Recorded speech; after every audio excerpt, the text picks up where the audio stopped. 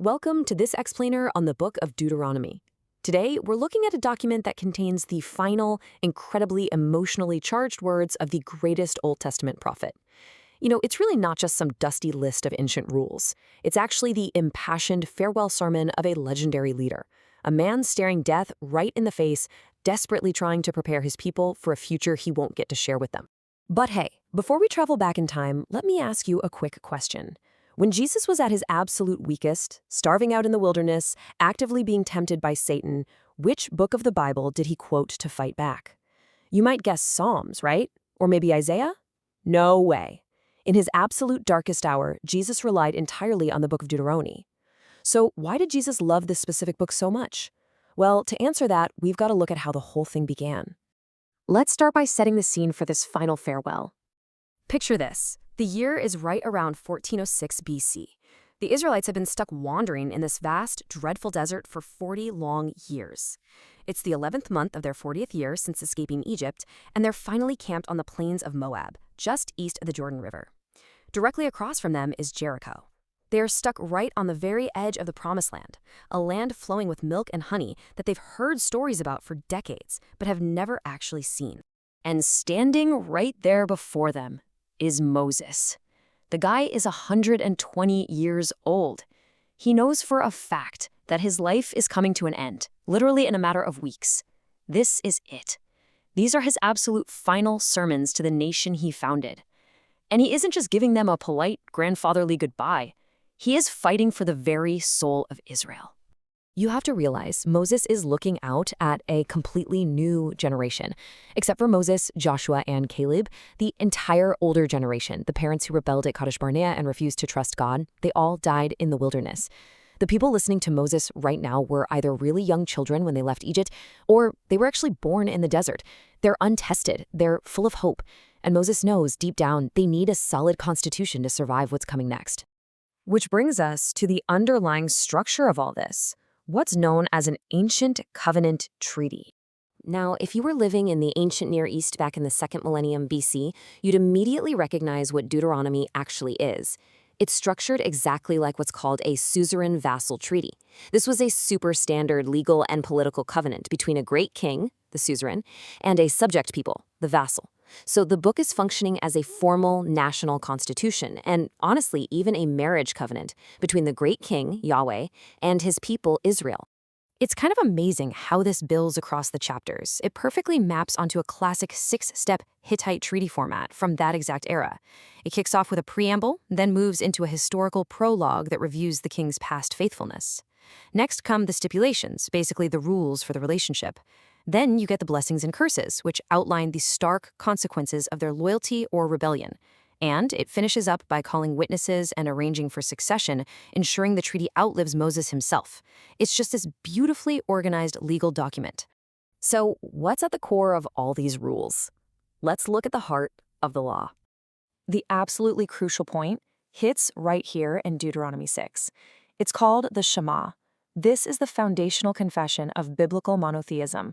And get this, it's the most recited prayer in human history, repeated morning and evening by devout Jews. Centuries later, when Jesus was asked to name the greatest commandment, this is exactly what he quoted. You see, Deuteronomy is fundamentally a book about covenant love. In fact, the word love pops up over 20 times. God chose Israel out of pure grace, not because they'd done anything to earn it. And in return, God isn't looking for some robotic external compliance to a checklist of rules. He literally wants their obedience to flow from their affections. Moses even uses this crazy phrase, telling them to circumcise the foreskin of your heart. It's an intensely personal ancient law that completely anticipates the new covenant. And the actual rules, the stipulations of this treaty, they revolve around a few really key themes. First off, God's exclusive choosing love. He loved them simply because he loved them. Second is memory.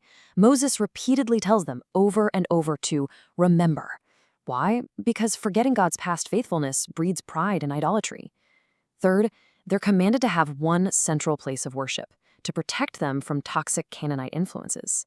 And finally, the law demands the protection of the vulnerable, mandating things like the release of debts and radical generosity to the poor. Okay, moving on to the blessings, the curses, and the massive choices they had to make. To drive the point home, Moses tells them to do something pretty dramatic. He tells them to literally, physically divide the nation in half once they enter the land. Half the tribes are to stand on Mount Gerizim and shout the blessings that will come from obedience, things like prosperity, health, and security. The other half must stand on Mount Ebal and shout the curses that will follow disobedience, disease, famine, and exile. It's this stark geographical dividing line, forcing the entire nation to understand the heavy weight of their choices. And those curses detailed in chapter 28, they are remarkably, chillingly specific. Back in 1406 BC, Moses predicted exactly what would happen if Israel abandoned the treaty. He vividly describes a nation swooping down like an eagle from the end of the earth. The historical accuracy here is just stunning. These ancient warnings perfectly detail the horrors they'd eventually face, from the Assyrian captivity to the Babylonian exile, and even the horrific starvation during the Roman siege of Jerusalem in AD 70. Which brings us right back to why this is the book Jesus loved so much. Remember that question I asked you at the very beginning of the explainer? When Jesus faced Satan's 3 temptations in the wilderness, he didn't just quote the Bible at random. He used Deuteronomy as his absolute sole weapon. When tempted to turn stones to bread, he fired back with Deuteronomy 8:3. When told to throw himself down, he quoted Deuteronomy 6:16. When tempted with worldly power, it was Deuteronomy 6:13. Jesus' total mastery of this specific book is honestly one of the most striking features of his entire ministry. But here's the thing, it's not just Jesus quoting Deuteronomy. Deuteronomy actually points directly forward to Jesus. Chapter 18 predicts God will raise up a prophet like Moses, which the New Testament explicitly identifies as Christ. Chapter 32 introduces this powerful imagery of God as the rock, which Paul later applies directly to Jesus. And maybe most profoundly, chapter 21 states that anyone hanged on a tree is under God's curse. Paul explains in Galatians that Jesus took this exact Deuteronomic curse upon himself during the crucifixion. All right, as we wrap things up, we see Moses finally passing the baton. Moses has to perform these final administrative acts required by that suzerain vassal treaty we talked about. He officially commissions Joshua as a new leader, ensuring the nation won't be left vulnerable. He formally deposits the written law with the priests so it can be read aloud every 7 years. And then, as this really beautiful final act, he teaches Israel a prophetic song, a song meant to act as a witness for God in all the generations to come. Then, at 120 years old, Moses actually climbs Mount Nebo. God allows him to look out over the vast promised land. It's heartbreaking, really. He spent 40 years striving toward this, but because of a past failure, he can't go in. And there, the greatest prophet of the Old Testament dies.